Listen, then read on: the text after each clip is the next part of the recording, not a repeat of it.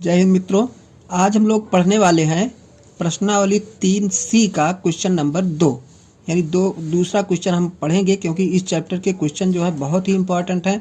तो एक एक क्वेश्चन करके हम आप लोगों को प्रोवाइड करा रहे हैं, बहुत ही इंपॉर्टेंट है परीक्षा की दृष्टि से। और ये आते हैं तो 6 नंबर के एक सवाल आते हैं, तो इनका अध्ययन आप लोग जरूर कीजिए। तो चलिए बिना देर करते हुए क्वेश्चन नंबर 2 देखते हैं। कह रहा है 7x माइनस 2y बटा XY बराबर 5, फिर 8x प्लस 7y बटा XY बराबर 15। अब देखिए इस समीकरण को हम बना लेते हैं सरल समीकरण में, यानी 7x माइनस 2y बराबर ये XY ले जाके इधर गुणा करा देते हैं तो हो जाएगा कितना 5XY।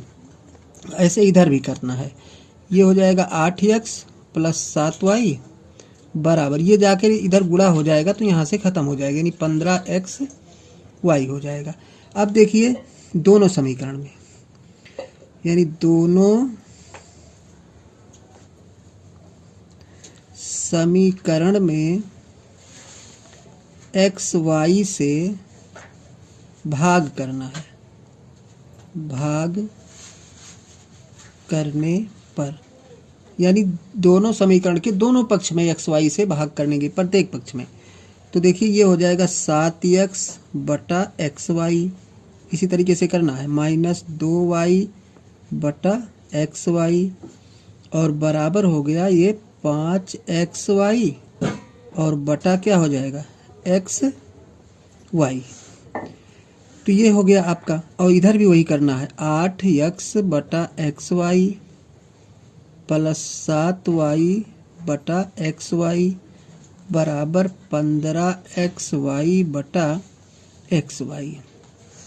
सेम सब कुछ ऐसे ही करना जैसे पहला वाला सवाल आपने लगाया था। अब यहाँ से देखिए x कटेगा, यहाँ से y कटेगा, यहाँ से XY सब कट जाएंगे। ऐसे इसमें भी देखिए x कट गया, y से कटा और XY से कटे। अब यहाँ पे देखिए क्या बचा आपका, यहाँ पे बच गया 7 बटा y, यहाँ पे बचा 2 बटा x, यहाँ पे बचा आपका सिर्फ 5। ये समीकरण नंबर 1 हम बना लेते हैं। यहाँ भी देखिए यहाँ पे आपका बचा 8 बटा y प्लस का क्या बचा 7 बटा x बराबर ये 15 बचा। तो ये हम समीकरण नंबर 2 बना लेते हैं। तो समीकरण नंबर 2 और समीकरण नंबर 1 आपको क्या हो गया, मिल गया। अब इन समीकरण को हमें व्यवस्थित करना है। देखिए अब यहाँ मान लेते हैं, माना 1 बटा y बराबर a, 1 बटा x बराबर b। बहुत ध्यान से देखिएगा, क्योंकि इसको हमें सरल समीकरण में तब्दील करके बदल करके तब इसे हमें सरल करना है। अब देखिए जब इतना हमने मान लिया तो इसकी जगह पे हम क्या लिख सकते हैं। अब जैसे इसको देखिए, इसको अगर हम इस टाइप से करें, यहाँ पे थोड़ा सा आपको बताते हैं हम, जैसे 7 बटा y है, इसको हम ऐसे भी लिख सकते हैं 1 बटा y इंटू कितना 7, 1 बटा y इंटू 7। अब 1 बटा y की जगह पे हमने क्या मान लिया है, a मान लिया है। इतने की जगह पे हमने क्या मान लिया, a। देखिए 7 बटा y था हमारे पास, इसका गुणनखंड अगर हम करना चाहें तो 1 बटा y एक तरफ करके गुणे 7 इधर कर देते हैं, तब भी मान उतना ही होगा, यानी 7 एक अन्नम 7 बटा y होगा।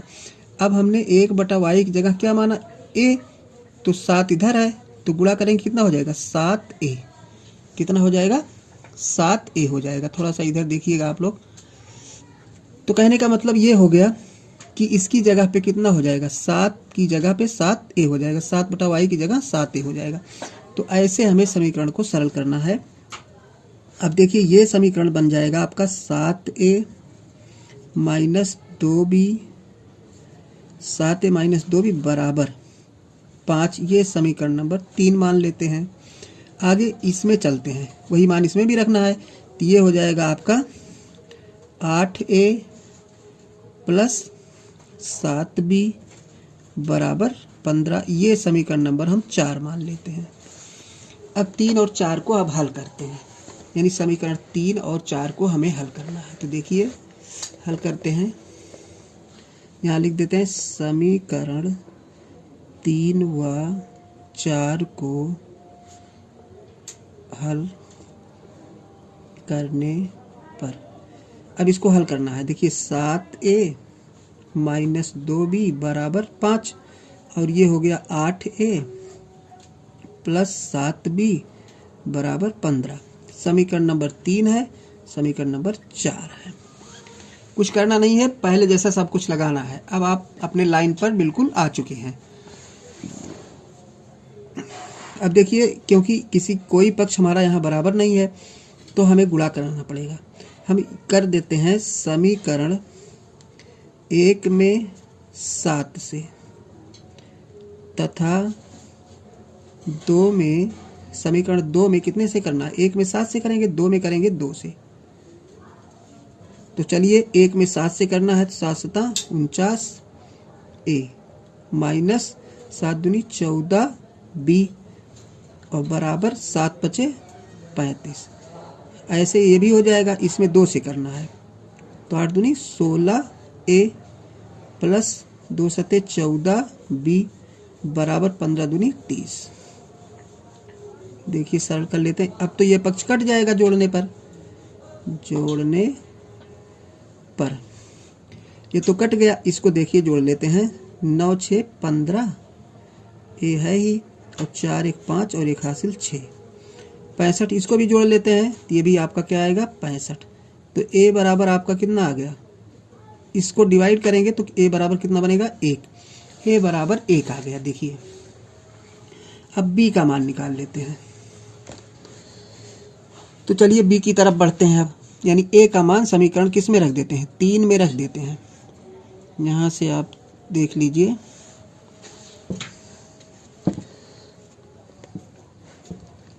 या अभी नीचे थोड़ा सा और बढ़ते हैं। अब ए का मान समीकरण 3 में रखने पर, समीकरण 3 में रख देते हैं। 3 समीकरण यही है, जहाँ ए लिखा है वहाँ पे लिखना है 1। तो 7 गुणे 1 माइनस 2 गुणे b बराबर 5 है ही। अब देखिए 7 एक अन्नम 7 हो जाएगा, ये 2b है ही है, यानी माइनस का 2b बराबर ये जाएगा उधर तो क्या बनेगा माइनस का 2b बराबर इधर जाएगा जब ये 5 प्लस और माइनस 7 बन जाएगा ये। तो आगे थोड़ा सा देखिए, या b बराबर कितना हो जाए? 7 में से 5 घटाएंगे 2/2 करेंगे, ये दोनों कट के बराबर कितना बनाएंगे? 1 बनाएंगे। यानी b बराबर 1 और a बराबर 1। अब चलिए इसका हम रियल मान निकालते हैं, मतलब एक्स वाई का मान निकालते हैं। अब तो पता चल गया कि b बराबर 1 आया है और a बराबर कितना आया है? 1। दोनों के मान जो है हमारे बराबर बराबर आए हैं, b और a के मान। अब देखिए हमने जो माना था, देखिए यहाँ पे हमने क्या माना था? हमने माना था 1/y बराबर a माना था। तो लिख देते हैं 1/y बराबर a और a का मान कितना आया? 1।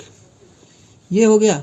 अब देखिए a को हटा देते हैं यहाँ से। 1/y बराबर 1/1 लिख सकते हैं। तिर्यक गुणा करते हैं तो y एक अन्नम y बराबर 1 एक अन्नम 1। y का मान कितना निकल आया? 1। अब देखिए x का मान, ये भी वैसे था, 1/x बराबर b था। 1/x बराबर b बराबर b का मान कितना आया? 1। फिर वही प्रक्रिया, x बराबर 1/x बराबर 1/1 लिखते हैं। तिर्यक गुणा करते हैं, क्रॉस मल्टीप्लाई, तो x बराबर 1। अब आ गया आपका आंसर, x बराबर 1 और y बराबर 1। ये आपका इस क्वेश्चन का राइट आंसर होगा। तो इस चैप्टर के क्वेश्चन जो है, सवाल जो हैं वो बड़े बड़े हैं। इनको अस्थिल से आप लोग सावधानी से लगाएंगे तब सरल कर पाएंगे और परीक्षा की दृष्टि से बहुत महत्वपूर्ण है। तो चलिए आपको अगला सवाल हम नेक्स्ट वीडियो में जल्द ही प्रोवाइड कराते हैं।